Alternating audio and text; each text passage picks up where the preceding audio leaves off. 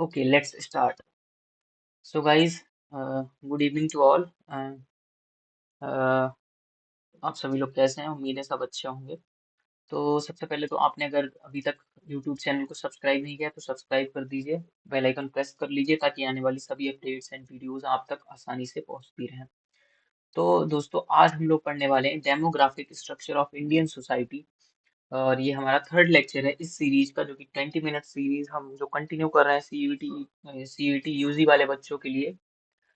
तो उसका हमारा थर्ड लेक्चर है और हमारा सेकंड जो पार्ट है demographic structure of Indian society का कुछ कॉन्सेप्ट्स हमने पिछले वीडियो में पढ़ लिए थे और कुछ कॉन्सेप्ट्स हम लोग इस वीडियो में पढ़ने वाले हैं। तो चलिए शुरू करते हैं।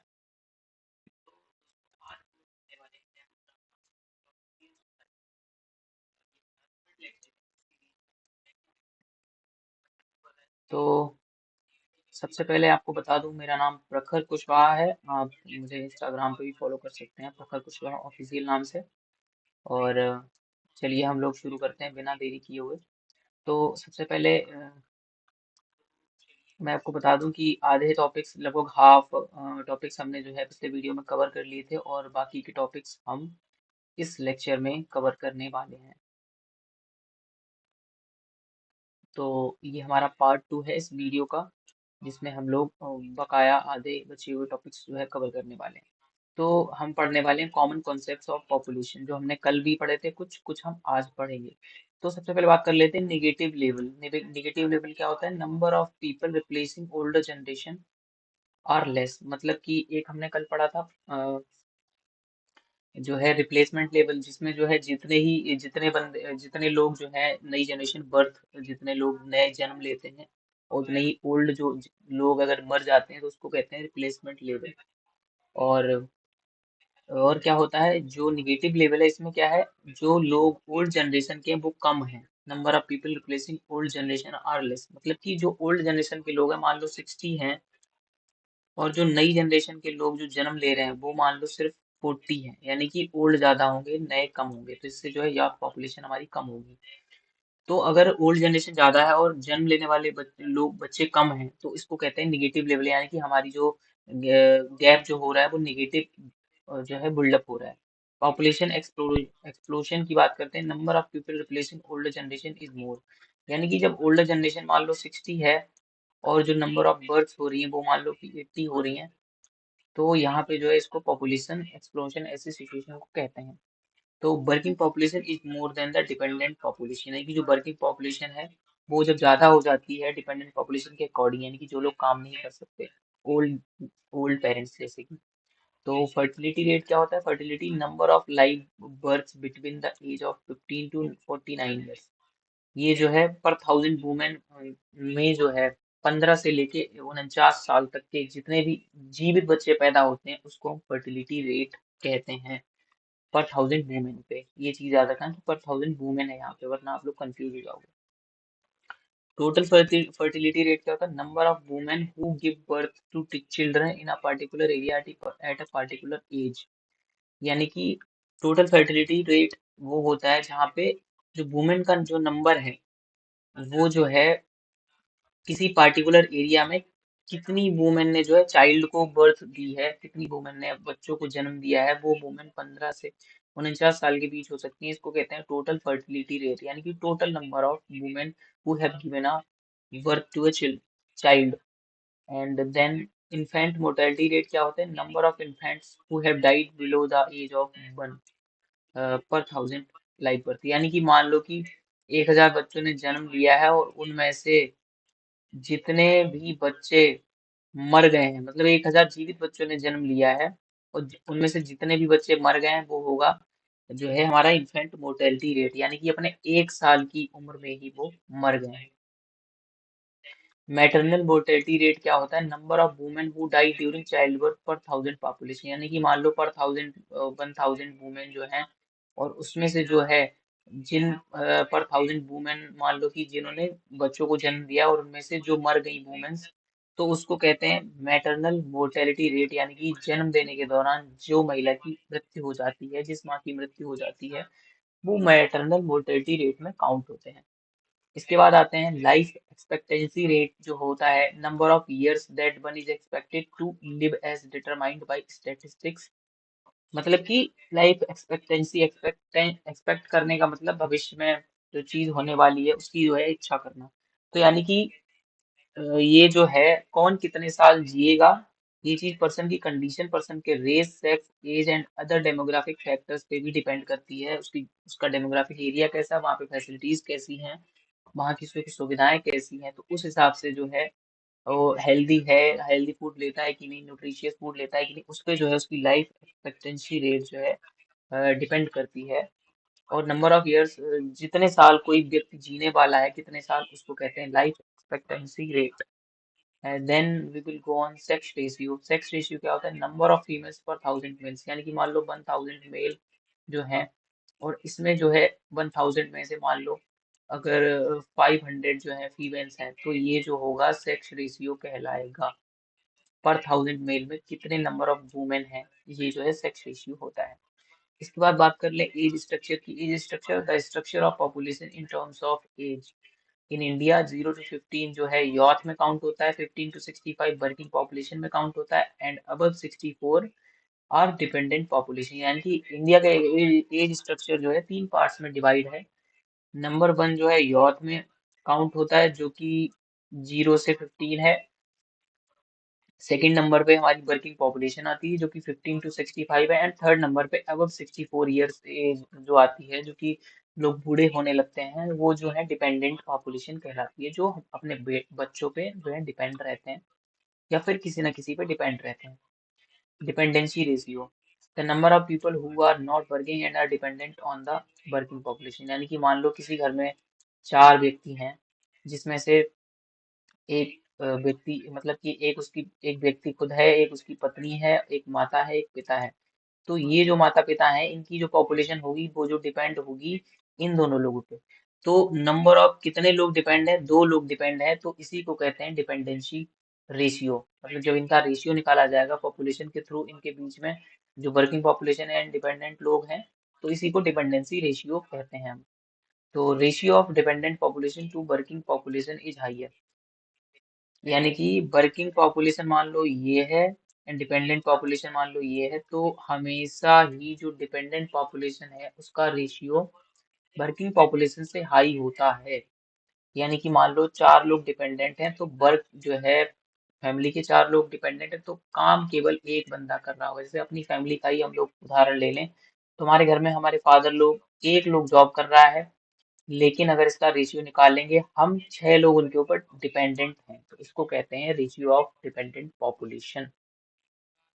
इसके बाद आती है बात डेमोग्राफिक डिविडेंड की। डेमोग्राफिक डिविडेंड क्या होता है, when the working population in a country is more than the dependent non working, than the dependent या नॉन वर्किंग पॉपुलेशन। यानी कि जब वर्किंग पॉपुलेशन जो है ज्यादा होती है, यानी कि मान लो वर्किंग पॉपुलेशन जो है हमारी 100 है, वर्किंग पॉपुलेशन अगर हमारी 100 है, and when working population country is more and dependent non then dependent non working। यानी कि ये हो गई हमारी working population, and dependent population मान लो 90 है। तो जो वर्किंग पॉपुलेशन है, ये डेमोग्रा इनके बीच में जो डिवीजन है, ये है डेमोग्राफिक डिविडेंड, इसको कहते हैं। जब वर्किंग पॉपुलेशन के लोग ज्यादा होंगे डिपेंडेंट पॉपुलेशन से, तब डेमोग्राफिक डिविडेंड कहलाएगा। पॉजिटिव क्या होता है, economic growth for the country although it is temporary phase. Positive ये होता है कि एक ऐसा फेज जो कि इकोनॉमिक ग्रोथ, कंट्री की इकोनॉमिक ग्रोथ में एक टेम्परेरी टाइम पीरियड के लिए होता है, उसको कहते हैं हम positive. Okay, then now we will go to size and growth of India's population. यानी कि इंडिया की पॉपुलेशन का साइज एंड ग्रोथ क्या है।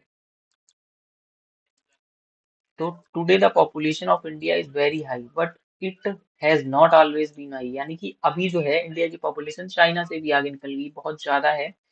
वर्ल्ड में जो है नंबर 1 पर है इंडिया पॉपुलेशन के मामले में। और growth has been up and down. ये ग्रोथ जो है अप भी रहती है, डाउन भी रहती है। अभी कुछ दिन पहले, कुछ मतलब पिछले साल जो है चाइना से पीछे था इंडिया पॉपुलेशन के मामले में, लेकिन अब जो है चाइना से आगे हो गया है। तो इसके कॉजेज क्या है, पॉपुलेशन के अप्स एंड डाउन के कॉजेज क्या है। पेंडेमिक, सबसे पहले पेंडेमिक है, और दूसरा है नेचुरल डिजास्टर। ये पेंडेमिक का मतलब है ये जो है मैन मेड थिंग्स की वजह से होता है, जैसे कि लोग जो है लिटरेसी रेट कम है, पॉवर्टी है, और लोग जो एजुकेटेड नहीं है, ये सारी चीजें। और भी जैसे कि कोई ऐसा एक्सपेरिमेंट कर दिया ह्यूमन ने, कोई एक्सप्लोजन हो गया, या फिर कुछ और कोई घटना घटित हो गई जो मैन मेड थिंग्स की वजह से हो रही है, उसको कहते हैं पेंडेमिक्स। एंड नेचुरल डिजास्टर में इसकी वजह से जो है पॉपुलेशन अप एंड डाउन होती है। मान लो कि किसी कोई बार हो गया, युद्ध छिड़ गया कहीं पे, तो वहां के लोग मारे गए बहुत सारे, तो ये पेंडेमिक में आता है। इसकी वजह से जो है पॉपुलेशन में कमी आना, लोगों की संख्या में कमी आना। नेचुरल डिजास्टर या फेमाइन, नेचुरल डिजास्टर जैसे कि अर्थक्वेक हो गया, सुनामी हो गया, इसकी वजह से अगर बहुत सारे लोग मारे जाएं तो पॉपुलेशन में कमी आए, तो इसको कहते हैं नेचुरल डिजास्टर्स की वजह से। फेमाइन यानी कि फूड की स्कार्सिटी हो जाए, एग्रीकल्चरल प्रोडक्शन जो है वो लो चला जाए, अर्थक्वेक की वजह से या किसी और वजह से, बारिश की वजह से या रेनफॉल की वजह से या सूखे की वजह से, तो इस वजह से जो है भी फेमाइन हो सकता है, हंगर हो सकता है। तो इसकी वजह से अगर लोग मर जाएं, बहुत ज्यादा लोग स्टारवेशन में, तो उसको कहते हैं हम फेमाइन, या नेचुरल डिजास्टर्स की वजह से जो है पॉपुलेशन अप एंड डाउन हो गई है।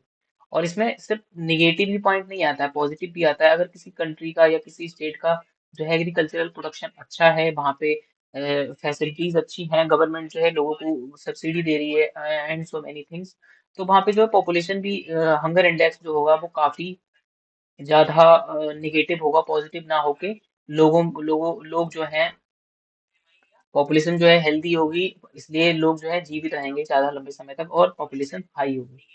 तो डॉक्टर अमर्त्य सेन का एक जो है वाक्य है यहाँ पर दिया हुआ, ये आपको एग्जाम में सीधे पूछ सकता है। तो उन्होंने कहा था, it is not necessary that famine is due to lack of food.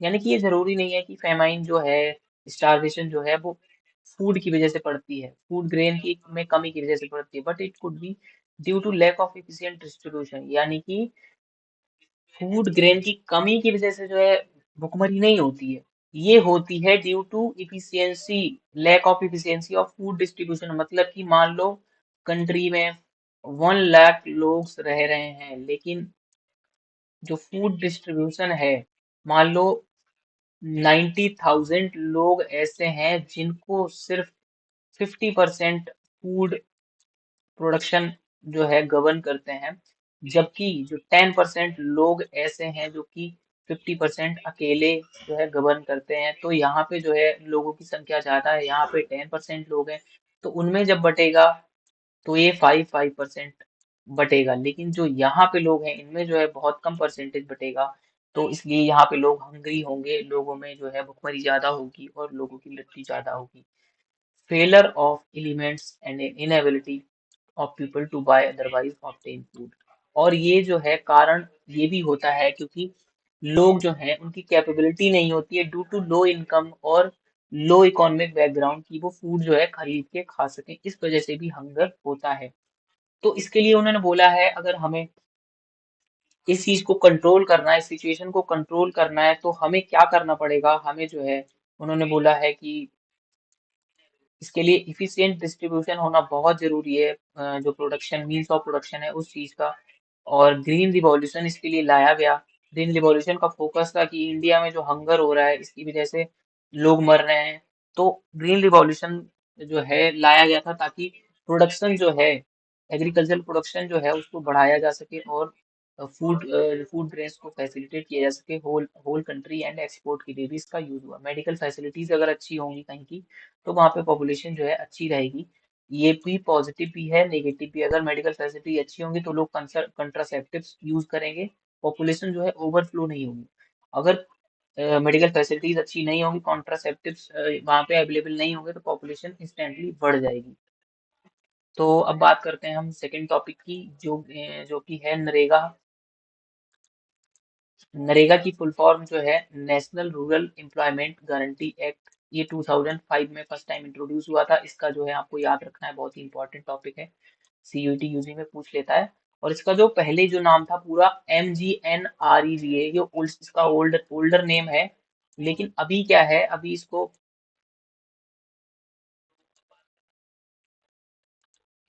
अभी जो है गवर्नमेंट ने इसका नाम बदलकर नरेगा रख दिया है, लेकिन पहले इसका नाम जो है मनरेगा था। तो ये चीज आपको याद रखनी है। ये क्या गारंटी देता है लोगों को? ये गारंटी देता है राइट टू वर्क की। मतलब कि ऐसे लोग जिनके पास काम नहीं है, इनकम कोई सोर्स नहीं है, उनको गारंटी देता है वर्क की at least 100 days of a year. मतलब एक साल में सरकार जो है उन लोगों को कम से कम 100 दिन काम देगी on daily basis employment in a financial year. किसी एक फाइनेंशियल साल में उनको डेली बेसिस पे काम पे रखा जाएगा। In country birth rate is still high because of, यानी कि हमारी कंट्री में जो है बर्थ रेट बहुत ज्यादा हाई है। क्यों? क्योंकि mindset of people, Dzire for male child, पैट्रिलिनियल society. Mindset of people क्यों? क्योंकि लोग जो हैं बहुत ज्यादा बच्चे इसलिए भी पैदा करते हैं क्योंकि उनका जो है डिजायर है मेल चाइल्ड के लिए। मान लो किसी के घर में जो है उसकी नई शादी हुई है, उसकी दो बेटियां हो गई। अब क्या है, उसको need of he needs a boy child, तो उसको चाहिए मेल चाइल्ड। तो वो है इस चक्कर में जो है और भी बच्चे जो है पैदा करता है, तो इससे जो है पॉपुलेशन बढ़ती है। तो desire for a male child and mindset of people, लोगों का ऐसा माइंडसेट है, पैट्रियार्कल माइंडसेट है, इसी वजह से जो है पॉपुलेशन ग्रोथ जो है, बर्थ रेट जो है हाई है। एंड पैट्रिलिनियल सोसाइटी है क्योंकि पितृत्मक सत्ता है हमारे समाज में। लोग जो है लड़कियों को बराबर का हिस्सा नहीं देते हैं प्रॉपर्टी में, वो जो है लड़कों को देते हैं। बोलते हैं कि लड़कियों की तो शादी हो जाएगी, लड़कियों को जो है इक्वली ट्रीट नहीं किया जाता। इसी वजह से अगर लड़की पैदा होती है तो उस चक्कर में और भी जो है बर्थ होती है ताकि मेल चाइल्ड उनको मिल सके। Then we are going to next topic, replacement level क्या होता है।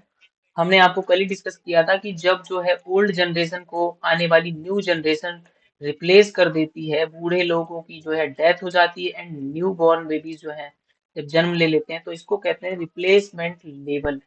तो अब हम कुछ आंकड़े पढ़ने वाले हैं, इन चीजों को ध्यान रखिएगा रिप्लेसमेंट लेवल के। केरला एंड तमिलनाडु, इसमें क्या है, जीरो रिप्लेसमेंट लेवल है क्योंकि वहां पे level due to literacy. Kerala and Tamil Nadu में जो है लिटरेसी रेट बहुत ही अच्छा है, वहाँ के लोग लिटरेट हैं, इस वजह से जो है रिप्लेसमेंट लेवल जीरो है। मतलब कि जितने लोग ओल्ड हैं उतने ही लोग जो है उतने ही चाइल्ड जो है पैदा हो रहे हैं। मान लो पहले से 100 लोग हैं, तो लोग भी जो है दो बच्चे कर रहा है, कोई एक बच्चा कर रहा है, इस तरह से अवेयर लोग हैं, तो इसीलिए यहाँ पे रिप्लेसमेंट लेवल जो है जीरो है। Uttar Pradesh very high replacement level 4:1, 4:1 replacement level है, यानी कि चार नए बच्चे पैदा हो रहे हैं। किसी एक बूढ़े अगर कोई एक बूढ़ा व्यक्ति मर रहा है तो चार नए बच्चे पैदा हो रहे हैं। तो ये यहाँ पे जो है रिप्लेसमेंट लेवल बहुत ज्यादा हाई है ड्यू टू, क्योंकि एजुकेशन जो है यहाँ पे लिटरेसी रेट जो है एजुकेशन की वजह से जो है कम है यूपी का in comparison to Kerala and Tamil Nadu. It can be good increase in your population. और एक चीज ये भी है, क्योंकि एक बूढ़ा आदमी खत्म हो रहा है, चार लोग पैदा हो रहे हैं, तो इससे जो है युवा शक्ति जो है वो डेवलप होगी। लेकिन यहीं पे एक निगेटिव रहेगा केरला और तमिलनाडु की, वहां पे जो है यूथ पॉपुलेशन आने वाले समय में कम हो जाएगी। लो फर्टिलिटी रेट, ये भी इसके भी बारे में बात करते हैं। Tamil Nadu, Karnataka, Himachal Pradesh, West Bengal, Kerala, Uttar Pradesh, Bihar, Rajasthan, Madhya Pradesh, mostly northern states due to desire for male child. तो यहाँ पे क्या है, फर्टिलिटी रेट जो है बहुत ही ज्यादा लो है क्योंकि लोग जो है मेल चाइल्ड के बारे में मेल चाइल्ड के बारे में सोचते हैं। उनको लगता है कि मेल चाइल्ड हमें चाहिए, गर्ल चाइल्ड नहीं चाहिए, इसलिए लो फर्टिलिटी रेट है यहाँ पर। और इस क्यों? क्योंकि लोग सोनोग्राफी करा लेते हैं पहले से जो है अनऑफिशियल तरीके से, इलीगल तरीके से चाइल्ड का जो है सेक्स किस मतलब लड़का होगा या लड़की होगी, उसका सेक्स पहले से जान लेते हैं, उसका लिंग क्या होगा। तो इसी वजह से लो फर्टिलिटी रेट है। देन हम बात कर लेते हैं डिक्लाइनिंग रेशियो की। The declining sex ratio in India, dowry is very high and parents want to save money. यानी कि जो डिक्लाइनिंग सेक्स रेशियो है महिलाओं का पुरुषों में जो है, पुरुषों की तुलना में जो है रेशियो बहुत ही कम हो रहा है, क्योंकि डॉरी जो है बहुत ही हाई है, parents want to save money, इसीलिए लोग जो है लड़कियों को जन्म नहीं देना चाहते, क्योंकि उन्हें पता है शादी के टाइम पे वो लोग ऐसा सोचते हैं कि शादी के टाइम पे हमें दहेज ना देना पड़े, लड़की की शादी में बहुत ज्यादा खर्चा होता है। People want only 2 or 3 boys, therefore they when they get a girl they kill it and have a boy। यानी कि लोग जो हैं 2 से 3 लड़के ही चाहते हैं, लड़की नहीं चाहते हैं। मतलब 2 से 3 बच्चे तो चाहते ही हैं, उनमें से दोनों तीनों लड़के होने चाहिए। इस वजह से अगर गलती से कोई मतलब गलती से नहीं कहेंगे, अगर बाई द चांस कोई लड़की जो है, अगर कोई फीमेल चाइल्ड अगर बर्थ ले लेती है तो उसको जो है मार दिया जाता है। तो ऐसी सिचुएशन जो है पंजाब एंड हरियाणा में सबसे ज्यादा है, सबसे ज्यादा भ्रूण हत्या होती है, गर्भ में ही बच्चे को मार दिया जाता है। सोनोग्राफी क्या होता है? सोनोग्राफी एक ऐसी प्रोसेस होती है जिसमें जो है बच्चे का जो है लिंग जो है, बच्चे का सेक्स जो है बिफोर हिज बर्थ पता कर लिया जाता है। इस प्रोसेस पे बैन लगाया गया है, the pre natal diagnostic technique act. इस चीज को आप ध्यान रखिए, बहुत ही इंपॉर्टेंट है। सीयूटी यूजी में पूछ लेता है कि जो प्री नेटल डायग्नोस्टिक टेक्निक या एक्ट है, रेगुलेशन है, इसको जो है and prevention of misuse act which came up in 1996 में इसको जो है लाया गया था and was later enforced in 2003। यानी कि 1993 में इसको इंट्रोड्यूस किया गवर्नमेंट ने एंड इसको इन्फोर्स किया 2003 में, ताकि जो है फीमेल इन्फेंटिसाइड, फीमेल जो है इन्फेंटिसाइड ना हो सके, लड़कियों की हत्या ना हो सके, और फीमेल चाइल्ड को भी इक्वल ही जीने का अधिकार है, इक्वल ट्रीट होना चाहिए उसके साथ। इस वजह से जो है गवर्नमेंट ने ये एक्ट लेके आई थी। This does not allow the sex of child to be known. ये अलाउ करता है कि बर्थ से पहले किसी बच्चे का आप सेक्स नहीं जान सकते कि वो लड़की है या लड़का, ताकि उसको डिस्क्रिमिनेशन फेस ना करना पड़े। लिटरेसी क्या होता है? It is the ability to read और राइट। मतलब एजुकेशन में भी लिटरेसी एक ऐसी चीज है। एक होता है एजुकेटेड, वो एजुकेटेड जो होता है वो 12th ग्रेजुएशन और ये सब होता है। लिटरेसी होता है कम से कम उस बंदे को लिखना पढ़ना आना चाहिए, may be 5th class pass हो सकता है, 8th क्लास पास हो सकता है। तो लिटरेट मतलब ये मिनिमम चीज है। Kerala has the maximum literacy rate where Rajasthan and northern states have low literacy rate. यानी कि केरला जो है बहुत ही high number of literacy rate है in comparison to other states in the India. सबसे ज्यादा लिटरेसी रेट अगर पूछा जाए तो केरला में है। ये क्वेश्चन भी बहुत ही इंपॉर्टेंट है, आ जाता है सीयूटी यूजी में। इसके बाद बात करते हैं मेट्रोपोलिस क्या होता है। Cities with infrastructure and suburbs are different. मतलब कि मेट्रोपोलिस ऐसी सिटीज होती हैं जिनका इंफ्रास्ट्रक्चर मान लो ये है, मान लो इन सिटीज का इंफ्रास्ट्रक्चर ये है, एंड सबर्ब्स जो है, जो सबर्ब का मतलब होता है किसी क्षेत्र के बाहर में जो दूसरी बस्तियां होती हैं या जो छोटे मोटे शहर या गांव होते हैं, वो चीज। तो मेट्रोपोलिस ऐसी चीजें होती, ऐसी सिटी ही होती है जहां पे मेन जो सिटी होगी वो यहाँ होगी, लेकिन सबर्ब जो होंगे काफी बाहर होंगे, काफी पिछड़ा इलाका जो है अलग हो। ये दोनों ही आपस में अलग होते हैं, तो इसको मेट्रोपोलिस कहते हैं। मेगापोलिस क्या होती हैं? City and infrastructure and suburbs are included, for example NCR. जैसे कि हम एनसीआर का एग्जांपल ले लें, न्यू दिल्ली। न्यू दिल्ली में भी ऐसा है और एनसीआर में भी है। एनसीआर जो नोएडा का और दिल्ली का क्षेत्र है, इसमें इसको हम मेगापोलिस कहेंगे, क्योंकि यहाँ पे बीच बीच में बहुत सारे गांव विलेज एरियाज भी हैं जिनको अर्बन एरियाज में डेवलप किया गया है। बहुत सारी आपको झुग्गियां देखने को मिल जाएंगी, बहुत कुछ देखने को मिल जाएगा, और वहाँ पे इंफ्रास्ट्रक्चर भी अच्छा है, और जो बाहरी के एरिया है वो भी इसी में इंक्लूडेड है। इसको कहते हैं मेगापोलिस। इसके बाद पॉपुलेशन पॉलिसी ऑफ इंडिया, ये इंट्रोड्यूस किया गया था 1952 में, the national family planning programme NFPP, इसको शॉर्ट में कहते हैं एनएफपीपी। इसको याद रखिएगा, बहुत ही इंपॉर्टेंट है सीयूईटी यूजी के लिए। इसकी डेट और इसका पूरा नाम और फुल फॉर्म आपको याद रखनी है। ये फर्स्टली 1952 में लाया गया था। इसके क्या ऑब्जेक्टिव्स थे? इसके फोकस था पॉपुलेशन कंट्रोल एंड अवेयरनेस। लोग जो पॉपुलेशन इंडिया की सबसे हाई हो चुकी है, जो बढ़ रही है बहुत ही तेजी से, इसको कंट्रोल किया जा सके। लोगों में कॉन्ट्रासेप्टिव्स के बारे में, पॉपुलेशन ग्रोथ के बारे में, पॉपुलेशन कंट्रोल के बारे में अवेयरनेस फैलाया जा सके। To to have protective sex and protective control, control the birth, reduce the birth rate. इससे क्या होगा? बर्थ रेट कंट्रोल होगी और बर्थ रेट जो है कम होगी। तो उम्मीद है आपको वीडियो पसंद आया होगा, सारे टॉपिक्स क्लियर हो गए हों। अगर किसी प्रकार का डाउट है तो उसको कमेंट सेक्शन है आपके लिए खुला हुआ, उसको आप टाइप करिए, मैं जरूर रिस्पॉन्स करूंगा। और आप मुझे इंस्टाग्राम पे भी फॉलो कर सकते हैं, मेरी आईडी ये रही। और आप अगर वीडियो देख ही लिया है तो इच्छा हो तो सब्सक्राइब भी कर दो, बेल आइकन भी प्रेस कर लो अब जब देखा है तो। ओके, धन्यवाद गाइस, मिलते हैं नेक्स्ट सेशन में। थैंक यू, जय हिंद।